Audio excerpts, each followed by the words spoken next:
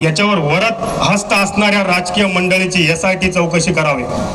चौथी मागणी असे केज पोलीस ठाण्याचे पोलीस निरीक्षक प्रशांत महाजन यांना बडतर्फ करून सहाआरोपी म्हणून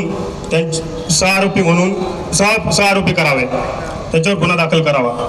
पाचवी मागणी असे कैलासवासी संतोष देशमुख यांची हत्या प्रकरण जलद न्यायालयात चालवण्यात यावे। सहावी मागणी संतोष देशमुख यांच्या कुटुंबियांना शासनाकडून 1 कोटी रुपयाची मदत देण्यात यावी, तसेच त्यांच्या मुलीस शासकीय नोकरीत सामावून घ्यावे। सातवी मागणी या प्रकरणाचा निकाल लागेपर्यंत त्यांच्या गावास व कुटुंबियास पोलीस संरक्षण देण्यात यावे। आठवी मागणी असे SIT चौकशीसाठी नेमलेले अधिकारी हे बाहेरील विभागातील झोन असावे। नववी मागणी अशी आहे सोमनाथ सूर्यवंशी याची पोलीस कोठडीत झालेल्या मारहाणीत मृत्यू झाला, त्यांना मारहाण करणारे सर्व अधिकारी कर्मचारी यांना बडतर्फ करावे।